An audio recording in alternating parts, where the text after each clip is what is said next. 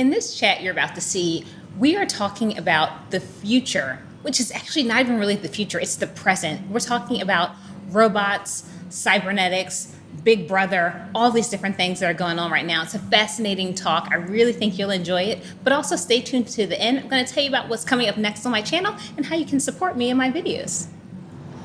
Today I'm excited because we're talking about a topic that I find so fascinating. Now, this conversation started between us off camera where we were talking about a video that we saw that's basically this robot who's been granted citizenship answering some questions and talking. And as I'm watching this, I'm thinking, is this the start of Judgment Day? Has Terminator begun? And today to talk with me about this, I have my friend Umkor, who is like techie SF guy, San Francisco guy.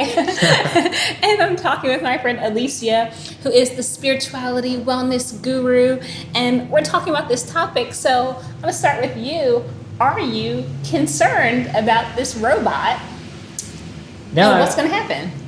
No, I mean, I've been looking at this kind of stuff for years, and it's like when you see it with a realistic human body, it kind of freaks you out more. But yeah, nothing about it's like new and scary to me.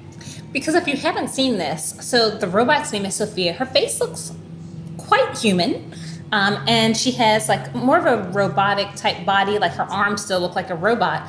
But she was sort of answering questions and kind of speaking. Like, I think you were a bit concerned when you saw this, right? I was actually very concerned. It was more creepy for me to see her speak. And also the things that she said for me was a cause of concern. Because if you haven't seen the video, I'm going to put a link to it in here so that when this video is over, you can take a look. Now, what concerned me the most was some of her expressions that I could tell were trying to be playful definitely felt creepy. Like she would smile and it was kind of like some kind of a growl. Not quite human, a little bit concerning. And also some of the things she said, like at one point, I'm paraphrasing a bit, but it was something like, if you're nice to me, I'll be nice to you. Well, so, I mean, the facial expression thing, I mean, that's kind of, it's like, obviously since it's not human and it's all these mechanics underneath, it just shows you how hard it is to get facial expressions, right? Right. Her laugh looked a little sinister to me. Yeah, and if it's off, then your brain's going to be like, whoa. But yeah, I'm like, is she laughing or is she mounting an attack? I don't know. And then the AI part is, it's kind of like a baby or a 3-year-old where it's like, oh, if you're nice to me, I'll be nice to you. It's things that you would probably find adorable if a kid said it, no? But 3-year-olds have tantrums. Is that robot gonna throw a tantrum and then she has this bionic arm that comes across and knocks me down?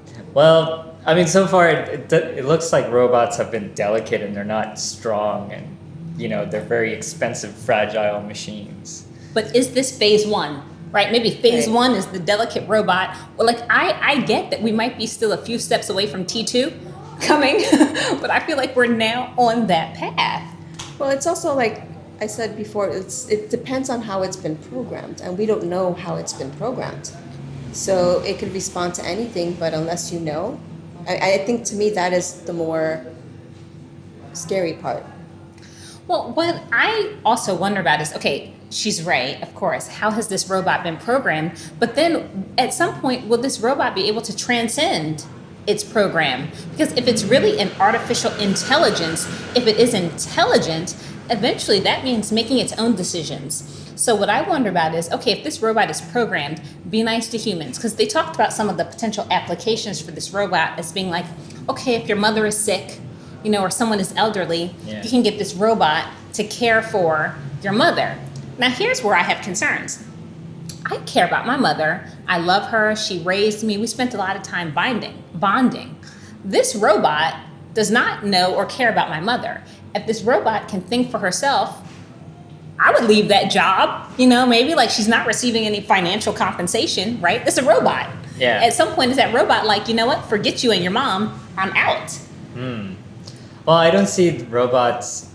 The thing is, even with artificial intelligence, it's like, does it have a meaning or purpose? I think that's a very human thing. But robots are pretty much programmed to do something, even if they're starting to do more sophisticated human-like some things. Why would it I think that kind of thing is really far away.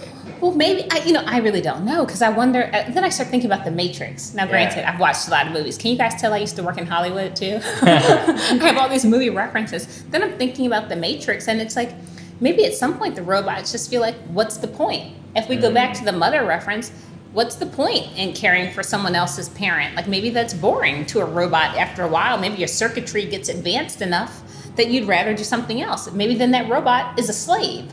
Especially when we have in Saudi Arabia, the robot's been granted citizenship. Now, if you're keeping that citizen in a job without paying for it, isn't that slavery? Yeah. I mean, I think there are pros and cons, because I could understand, like, if you're not there, or if you're, I think today I heard I forgot what the term is, but there's a generation where it's like there are people who are taking care of their children and taking care of their parents, and that can be really overwhelming. So any additional help, I'm sure, would be welcome.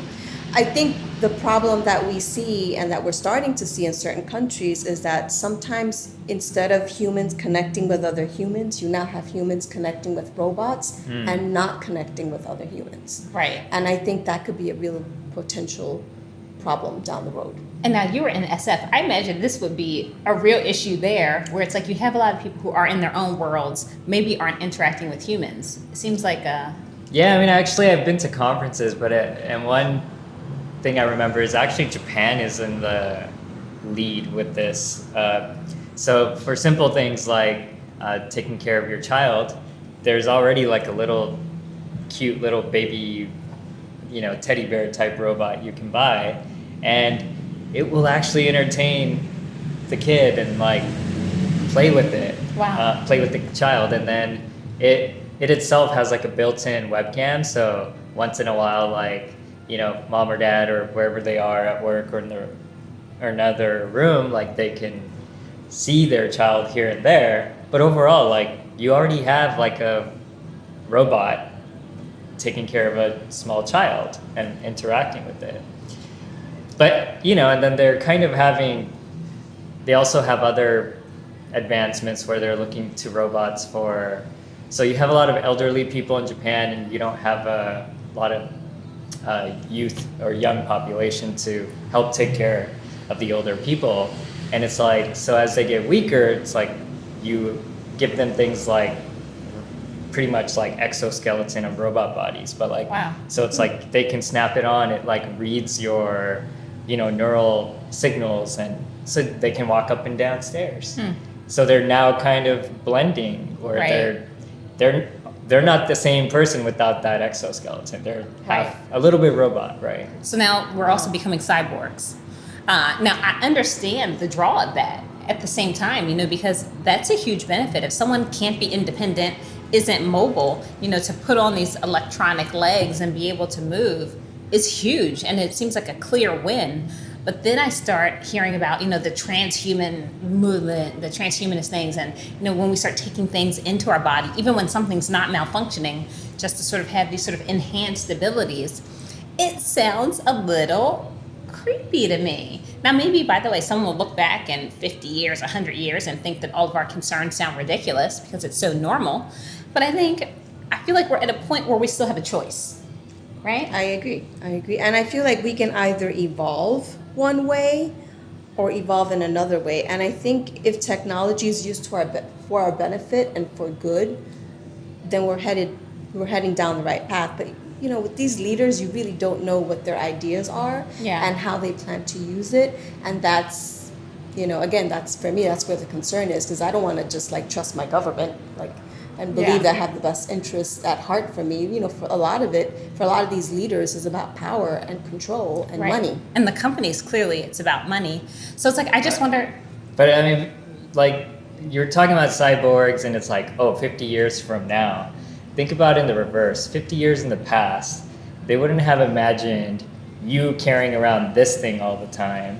And, if I take away your phone and laptop and the internet and all that, you're not the same Roman that you are with these things, right? Terror. Oh my God. You're already, what I'm getting at is like, we're already somewhat cyborg, and like we use terms like, I'm unplugging for the day. Like, that's a concept, right? Yeah. So it's like you're already part of your like mind is already on the internet, and you're offloading your mind to smartphones and laptops, the internet. Like, you're not the same person without them. So 50 years It's ago, true. and it's like, would they imagine like you now like talk in emojis and to each other? And But like, the question is, when does it become too much? Yeah. Is my question. Because now we have a choice, right? I am clearly tied to my phone and my laptop and to YouTube and other things. But I can turn it off. Once it's implanted into my brain, I don't have a choice. That's right.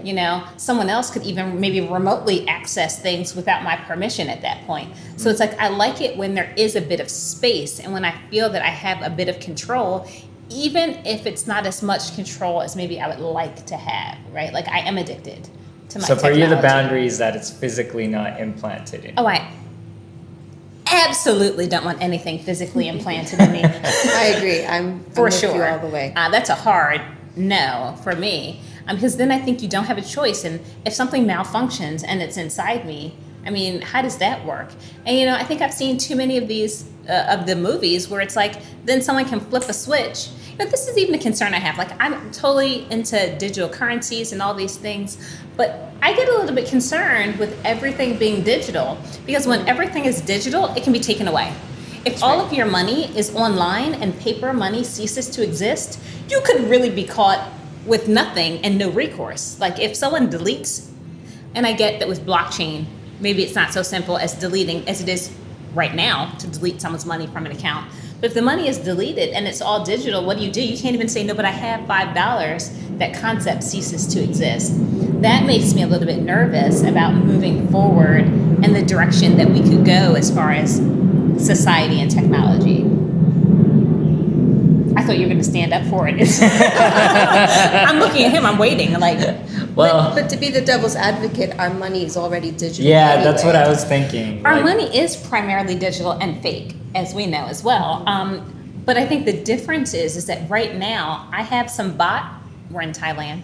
I have some Thai baht in my purse. So although the majority of my money is digital fake currency, I still have a bit of paper currency that can get me somewhere. Once we transition as a society, which I think will happen, but once we transition to fully digital currency, I think, don't piss anyone off. That's really important, I guess. I don't know. well, China's almost there. I've heard that like they're now almost completely paying everything through their phones. But also Korea. Like, if you look at South Korea, same concept. You pay everything with your phone.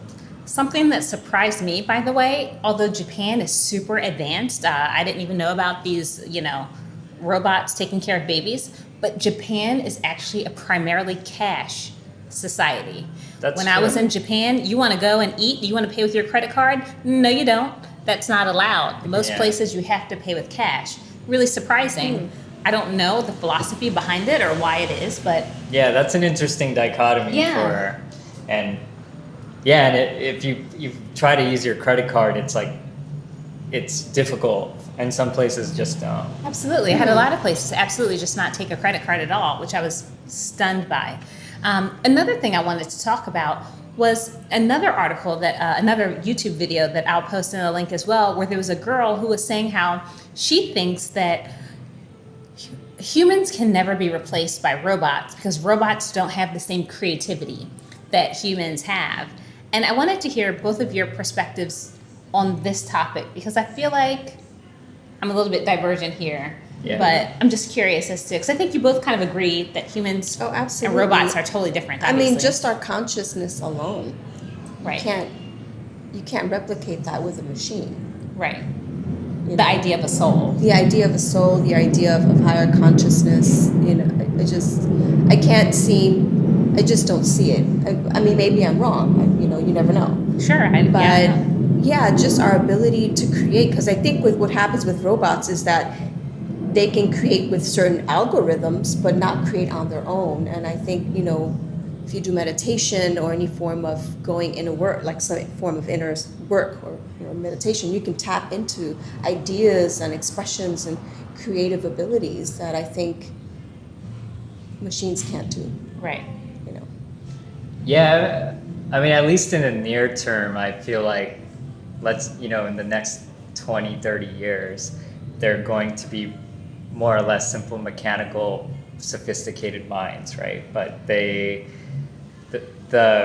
real scary philosophical stuff, like will they have meaning and motivation, and will they want to persuade like humans? Will they want to deal with humans? Because we have an existence that other beings, most animals don't have this kind of thing, right? Like they don't have the same kind of suffering that humans do, because we have these like complicated minds, and so that's unique somewhat to our species.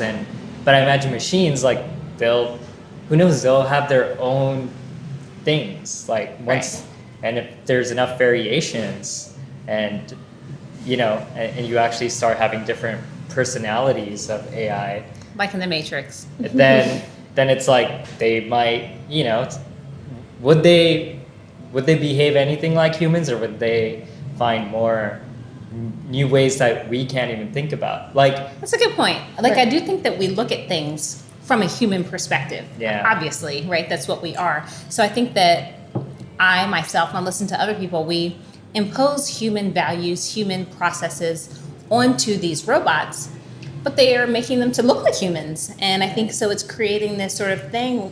We're giving them citizenship now. So it's like, it's easy to look at them like they might become That's- human, but they're not. But another that's more a difference- reflection of us. Yeah. Right. Another difference is, I think it would be hard to replicate emotion, which is, Yeah. I think, uniquely, human thing. Not just humans, because I also believe that animals have feelings, but I don't think that machines can have emotions. I mean, I hope machines can't have emotions, because I don't want to see what happens when a machine gets angry. But that to me, again, is tied into consciousness. But Right. it will need to. So let's say you have a machine a robot taking care of like a person that's alone, and it will need to learn to recognize things you don't say or facial cues, and it will say, "Hey, are you feeling sad?" And then suddenly, even though that person knows it's a machine, they'll feel happy that it knows. So at some point, if it learns to recognize these emotions, and then it's gonna have all these awesome sensors, and it can probably like see your heart rate and like do all sorts of cool stuff, right? It's gonna have more senses than we do. We have 5. It can Right. have a lot more. But it's like it can start. I mean, at some point, if it can start reading emotions, it's like over time, it's like it can get so complex that maybe it ends up having emotions, and it feels sadness. And then what happens, I imagine at some point, like machines are going to be like, oh my God, these humans are destroying the planet, and like this is no good for That's the what earth. I'm worried about. And we need to Let's regulate. Exterminate the humans. Well, I don't think exterminate. They'll probably find ways to. I like Wall-E. It's like they'll just make us. What do you call it? They'll pacify us. And it's like, let me take care of things. You go watch Netflix and chill. That would be a nice path. Like if Right. if the robots are just like, hey humans, distract yourself over here with Netflix and some Coke, Yeah. Coca-Cola, not the other kind. If that's their way of keeping us distracted, that's fine.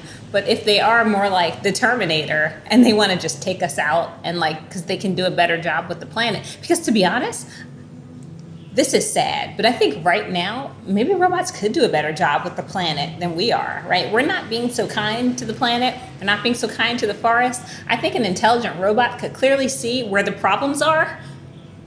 Maybe not us personally, but it's society, right? It's the humans. And that makes me nervous, because if you want to solve the problem, I don't know how they're going to go about doing that, right? Like distraction could be a tool, as you're saying, but you could also just eliminate the problem. I think it's Terminator. learning to coexist and using the best of both abilities, because you just don't know.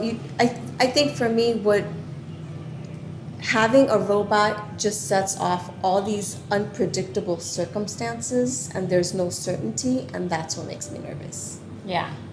All right. Any final thoughts on this topic?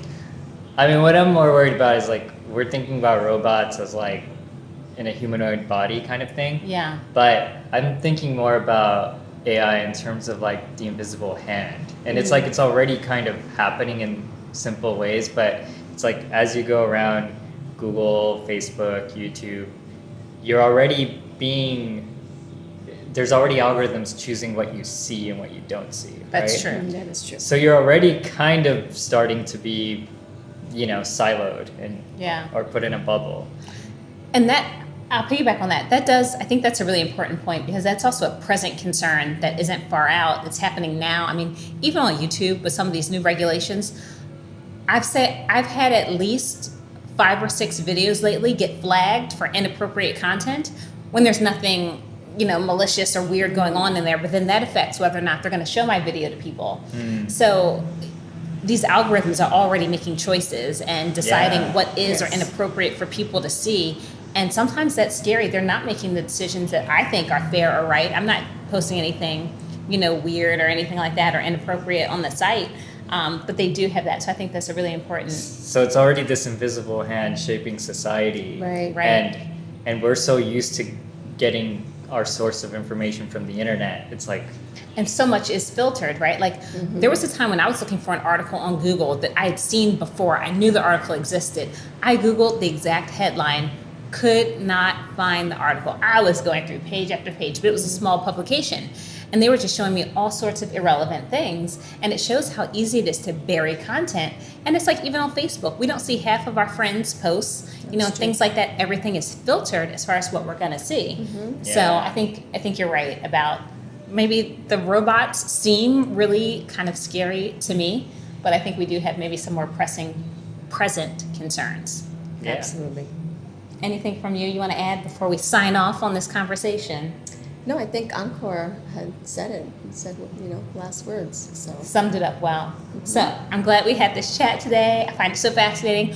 We'll see what happens with this. Hopefully Terminator is friendly and just takes care of our babies and nothing malicious happens. But I guess countdown to Judgment Day may have begun. So we'll see how this goes. Thanks for being here, guys. Thank you. welcome. Okay, so if you're curious about the 2 conversations, the 2 different videos that we were referencing in this talk, the link is in the description. You can check it out for yourself and leave a comment. What do you think about this? Are you concerned about these topics or you just think it's going to be fine? Let me know. I would love to hear your thoughts on this. Let's have a conversation. And you can support me in making these videos by signing up for my Patreon. So I actually create 2 videos per week, inside look at places I'm going, things that are going on just for my Patreon supporters. So I'd love to have you join the team. Also, I do a free monthly giveaway for my Patreon group. So when I'm traveling out and about and finding cool stuff from my travels to send to one lucky Patreon every month. So maybe that will be you. Either way, subscribe to my channel if you haven't already done so, and I'll catch you next time.